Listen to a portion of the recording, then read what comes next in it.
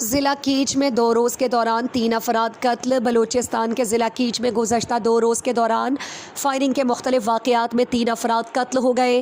Police کے مطابق آج جمعہ تربت اور بولیدہ میں فائرنگ کے 2 الگ الگ واقعات پیش آئے، جن میں 2 افراد جاں بحق ہوئے، جبکہ قتل کی وجوہات تاحال معلوم نہیں ہو سکی۔ جمعے کے روز کیچ ندی سے ایک نامعلوم شخص کی لاش برآمد ہوئی، جسے گولیاں مار کر قتل کیا گیا تھا۔ بعد ازاں لاش کی شناخت عبدالخالق ولد امیر بخش ساکن دشتی بازار تربت کے نام سے ہوئی۔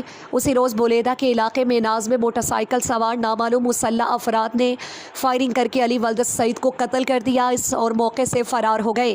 پولیس ذرائع کے مطابق جمعرات کے صبح بھی نامعلوم مسلح افراد نے میری کے علاقے میں فائرنگ کر کے نجیب اللہ ولد محمد یعقوب سکنہ میری کو قتل کر دیا تھا۔ مقتول گورنمنٹ گرلز اسکول میری میں نائب قاصد کے طور پر فرائض انجام دے رہے تھے۔ پولیس کا کہنا ہے کہ تینوں قتل کی اصل وجوہات تاحال سامنے نہیں آ سکی، تاہم تحقیقات جاری ہیں۔